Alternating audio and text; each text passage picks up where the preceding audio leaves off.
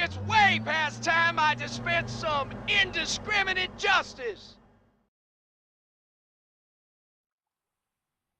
G'day guys, Duckville here. This is going to be a replay from the TSL qualifier number 2. I thought we'd grab some more replays from TSL qualifiers and have a look at them because they have been very quite high quality. And I know a lot of people probably haven't actually seen all of the particular games because they were on at perhaps times where you weren't awake if you're over in the sea, or the perhaps the more Eastern Euro location, or perhaps you just didn't actually get around to it. So we're going to have a couple more of these coming up, and just sort of the best of the best that I can find, and we'll see what's cracking with all of these, and we'll hopefully see some cool things. So number one, up here we have KiWiKaKi spawning here as the yellow Protoss up the top left of Shakuras Plateau. His opponent for this particular replay is down here in the blue. It is it says eSuper team, but this is actually PredY, a player from, I think he's from, I can't remember where, but plays on the eSuper team. I believe this is their team account. I'm not actually sure where this was actually played, but either way, this is their team account from what I know, and he is going to do an interesting strategy from what I saw in the comments, especially given this particular map, and of course these sort of matchups can be quite interesting with the way he's going to do this, from what I know. I haven't actually watched this, so I'm just going based off the actual comments, as I said. So, KiWiKaKi, famous for doing some really cool stuff with, well, I suppose with anything. Loves motherships, loves stalkers. There's a lot of people know that very cool game where he grabbed a reasonably quick sort of mothership. It was off 2 bases and had some blink stalkers and just roamed around with some blink stalkers, caused a lot of havoc, and then like a mum calling out to her child, just sort of mothership bringing the stalkers straight back home with a mass recall and just doing that sort of thing. And he does do all these sorts of crazy things, which is really cool to watch. So we'll see if he can pull anything out today, but just obviously for the start of this particular game so far, going very standard of course. It's not really a great idea to actually do anything fancy on this particular map because it is so incredibly huge, and of course as I think I've mentioned in other replays, you cannot spawn horizontal like this. You cannot go straight up like that. I know a lot of people will actually be saying, well, why are you telling this stuff about Shakuras?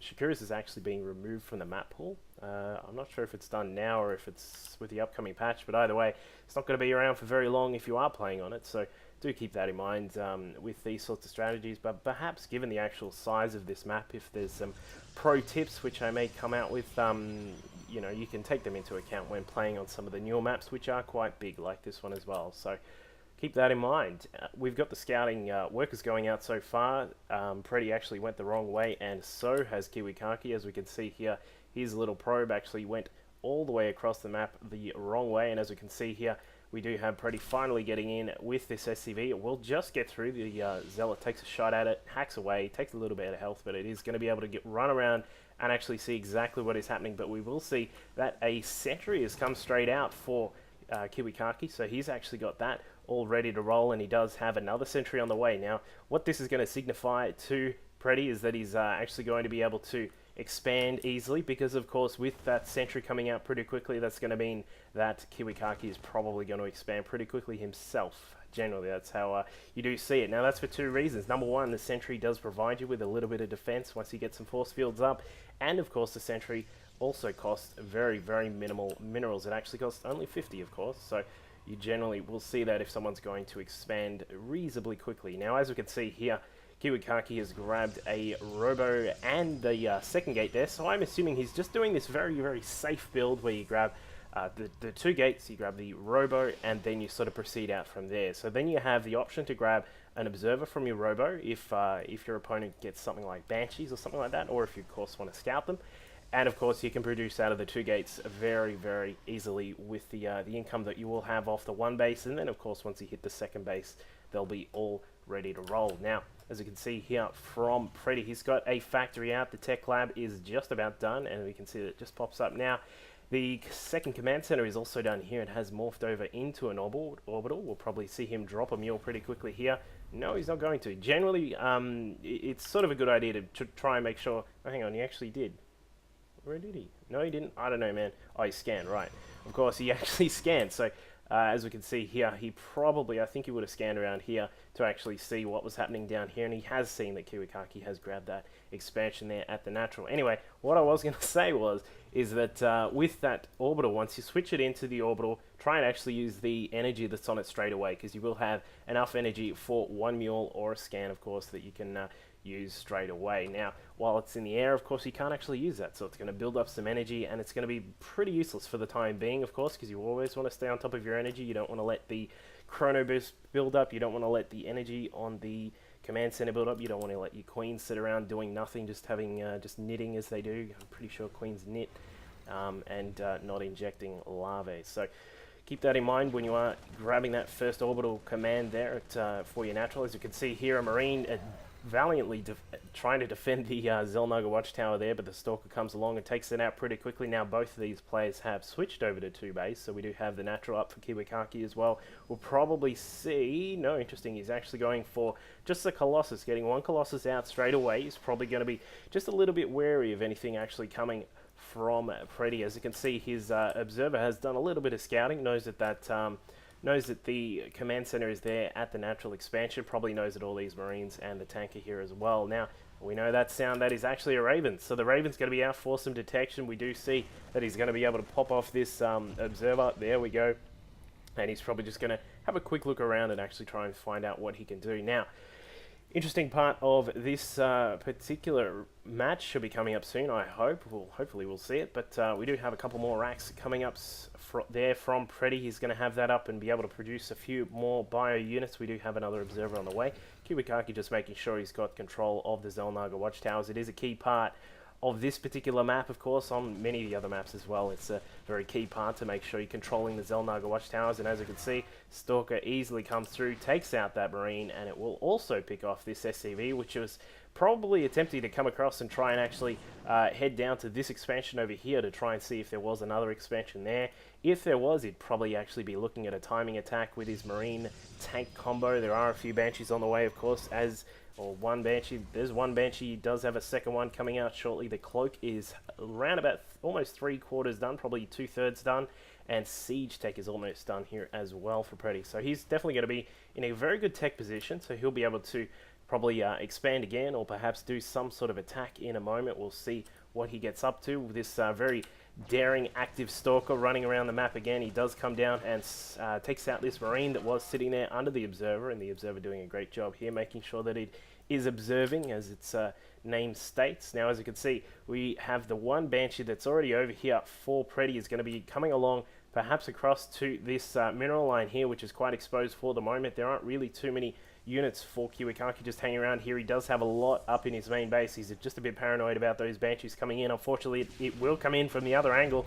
Natural expansion probes are going to go down. We do have 2. We're going to have 3. The cloak is now on, and the Banshee is actually just going to do a great job just whacking away at all these probes. That is a total of 6 that are now down. 7, probably a couple more in a second if he targets quite nicely. And indeed he does, as you can see there with the waypointing of the Banshee. It was actually waypointed on to the probes. Now we do have an observer finally coming back in here for KiWiKaKi. Unfortunately, it's not really going to be in time. He's trying to counter the fact that these Banshees have been, well, this particular Banshee has been tearing up his probes by building some more. That has 11 kills. Very, very useful Banshee there, making up for its worth quite easily there, but we do see that the second Banshee hasn't come in just yet. So we'll see what PredY is going to do. He probably knows that there is another one just around here. He does suspect, and as we can see, his Banshee is going to fly in just a second. As we can see, it has started picking off some of the probes. Going to need to cloak pretty shortly, otherwise it is going to die straight away, and indeed it is anyway, because it was already spotted by this observer here. Now,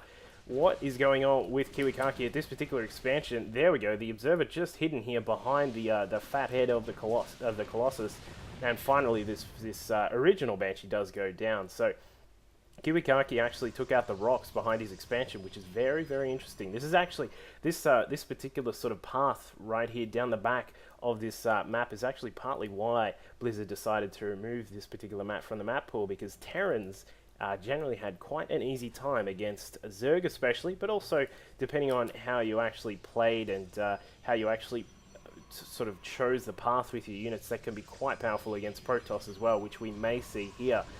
So we'll be very interested to see if PredY notices that the rocks are gone, and perhaps he might come up here and try and take these rocks himself and then have an easy path to cut in the back here of KiWiKaKi's third base. But we will see that coming up soon. I would suppose you may be getting that going. Just have a quick look at that production table. We have everything going here. We've got +1 to ground weapons for infantry. We've got the concussion shells. We've got some marauders, tanks, marines, everything coming out here from PredY. And of course, over at KiWiKaKi's base, he's got his own production line going. He's got +2 to weapons on the way. He's got another Colossus and some other buildings coming through here, just trying to keep up. He's grabbing a Dark Shrine. This is a very key part of mid to late game PvT, is actually getting a Dark Shrine. A lot of people will still sort of shy away from getting DTs if it's late game. You sort of think, oh, well, they're always going to have protection. Not always. You send a DT down to a base that's not actually protected by a Raven or some turrets, you may get all of the SCVs that are there. For instance, if you actually came along here, started whacking away, there isn't really anything here defending these SCVs for the moment. So that is just one thing to keep in mind. Just notice that PredY's actually put down a turret over here, which is going to help him out with spotting anything that's coming against these rocks, or perhaps any sort of observers or flying units that may come along. Now it looks as if PredY is pushing through the middle of the map. One Viking trying to take on those Colossi that are there. The 3 Colossi brilliantly walled in there with those with the sentry force fields that have been placed there, giving a lot of cover to all of these ground units here. And as we can see, a point defense drone has been put down from PredY. Great little usage there of that to make sure that his units are covered. Unfortunately for him, there aren't actually too many stalkers, which is the main thing that the point defense drone does counter against the Protoss. But as we can see, the power of the siege tanks coming into effect there. We do have a DT. You can hear the DT. Where is it? It is somewhere. There is a DT. Oh, it's over here. It's whacking away at these rocks for some reason. Not really sure why. It's sort of sitting there having a go at that. Perhaps he is actually looking for another way to get around the map. But as you can see, that is the least of his worries, because he does have siege tanks knocking on his door, and he's going to need to be very, very careful with how he actually proceeds from here. KiWiKaKi is going to have to figure out some way to bust through there. Perhaps some charge on these zealots is going to be able to help. I would suspect it will. The Phoenix, not the Phoenix, the Raven Viking Flower here from PredY, just providing some vision there for those siege tanks. Of course, do keep in mind that the siege tanks can shoot further than they can actually see. And of course, given the fact that it is a high ground here, so if you can actually see up onto the high ground, it will provide him with a great tactical advantage against the Protoss if he decides to move out. Look at that conga line of units moving across the map here. We do not have any sort of counters yet from KiWiKaKi. I'm sort of a bit surprised that he hasn't decided really to do anything at the moment, but of course all of his focus is probably sitting here on this front part of his base here at the natural. Missile turret going down, which is going to help out PredY with his attack here, making sure that any flying units or observers are actually counted. It looks as if KiWiKaKi may be setting up to actually do a little bit of a mini flanking attack here, probably waiting just for a couple of his gates to actually refresh so he can produce some more zealots. There we go, they are coming out here. A great deal of zealots here. We do have a total of 16 that have been brought out here. It looks as if the attack is going to commence here from KiWiKaKi. Zealots coming in from one side, drawing the fire of the tanks. The Colossi from the high ground are going to provide even more damage there, and they do that brilliantly, taking out all the tanks. Gonna need to be careful though, don't want those marauders to rip up the Colossi right now, because if they did, that would be definitely be GG. But the Colossi doing a great job, tearing up all those units, and that is pretty much that. But meanwhile, just over the other side, we do have a counter attack here. A drop from PredY actually came in, actually took out some of those probes, I believe, and then it was countered quite swiftly by the DT Zealot combo from KiWiKaKi. So we do have, as I mentioned actually, just to keep that in mind, the DT is a great defense against drops, because you don't want, as a Terran player, when you're dropping, you really don't want to have to use a scan just because one DT is destroying your counter attack. And, you know, because that's one less mule that you'll have, one less cooldown supply if you have that as well. KiWiKaKi doing a brilliant job staying on top of these drops. He has got that DT in a brilliant position there. However, I don't think this DT will be enough to stop the attack of these marauders. They do a great deal of damage against buildings. As you can see here, we will see that they will get finished off pretty quickly here, but the Nexus will survive. And as you can see, the Colossi coming in from the side now. We do need to keep in mind the bases for the moment. We actually have PredY on 4 bases in total. He's got that one up the top, this one over here at the side, and then he still does have a little bit going for him at his natural. We probably will need to transfer some of these SCVs up to the top, but we'll see that in time. Now, 5 Colossi are out. They are a very powerful unit for the Protoss in this position of the game. One thing he does need to be careful of is these tanks. PredY seems to be sticking with these tanks for the moment, and obviously these drops again, as you can see, PredY's going to be very careful with these Marauders. If he can pull this off, he may be able to snipe this Nexus. I don't think he's actually ready for it, though.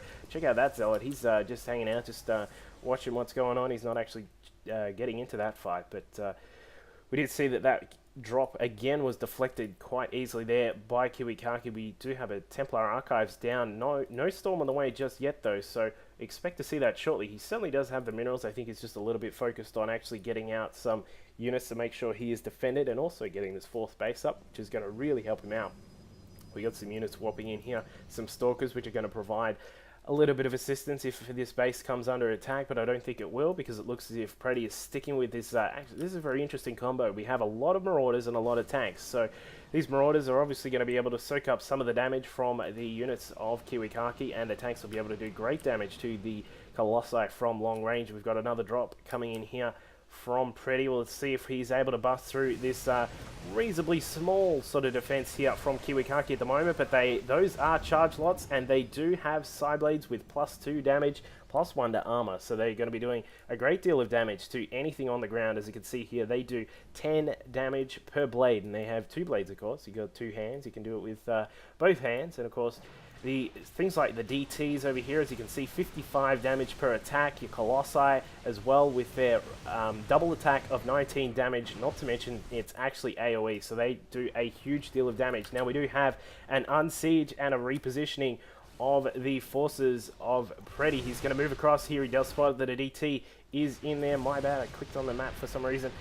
And we do have that attack deflected for the moment. So PredY's going to have to be... This is the very hard part of actually doing this particular strategy. This is sort of a semi... It's like a semi-mech heavy bio sort of play here from PredY. He's got a lot of factories being built here in the middle of nowhere. But the problem is for him is that the siege tanks, once they're in position, they're extremely powerful, of course. But once they are on the move, they will be ripped up by the charge lots and, of course, the Colossi, which can shoot them from a little bit further than the siege tanks in normal mode. As you can see here, the range is 7 on them, but, of course, the Colossi range is 9, so with the extended thermal lance, of course. So just having a look at the bases and the income, of course, if we have a quick look at the income tab, fairly even on the actual harvesters themselves. 73 for KiWiKaKi and 78 for PredY. He does have a little bit of a monetary lead for the moment. His minerals is just coming in a little bit more of those for the moment, but we do have Storm done now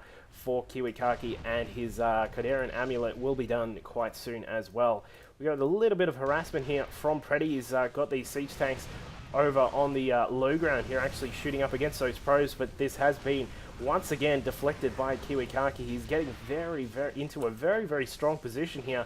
One thing that KiWiKaKi is probably going to fall behind on a little bit, I would say, is his upgrades, because these tanks are going to have their +2 to their damage. The ground infantry forces are going to have 2-2 in just a second. They're actually going to have 2-3 in a short moment as well. But if KiWiKaKi is going to stay in this game, he's going to need to pop up a few more of these upgrades. And wow, check this out. We actually have 4 Warp Prisms. This is actually going to be very cool, a very Brood War style tactic here. He's going to put some Zealots inside the Warp Prism, and he's going to actually drop them on top of the tanks. This is, as I said, a Brood War tactic that you would use. They're called the Zealot Bombs, and we will see them here. And here he goes. He's going to drop them on top. Zealots right on top of the tanks. The tanks are going to either A, shoot themselves, or B, do nothing, because the Zealots will be right on top of them straight away. And as you can see, a brilliant attack there from KiWiKaKi, and even warping in more units with these Warp Prisms, which are a very underused unit. I know they do die in 2 seconds. They would slip over on a banana peel and die, I think, but he has been able to stop that massive attack from PredY. He lost a lot of units there. If we have a quick look at the units tab, there's 162 now down for PredY to the 144 of KiWiKaKi, and of course that is a lot of resources, especially for a Terran who's doing this interesting mech play. As we can see here, there are a lot of racks and now a lot of factories as well, but PredY is going to be really relying on his the power of his mech when he's actually in position to make a lot of the damage done to the Protoss forces when they move through. But he's going to need to be very careful with his positioning, and of course with his just making sure that he spots things like DTs coming in, making sure that he's spotting Warp Prisms, that sort of stuff as well. Check that out. We do have the Warp Prism being used once again. This one is left over here. The Colossi have come in. They do have the ability, of course, to walk up on this cliff here and perhaps take some shots at those tanks, but with the sensor towers here from PredY, he's going to be able to spot where they are quite quickly and scan straight away. So quite interested to see if this base stays up for PredY. If KiWiKaKi can take it down, it could be a very interesting battle indeed. But as we can see here, the Zealots and Storm is now coming into full effect. The mech army here is now turned into a Blue Flame Hellion along with tank army.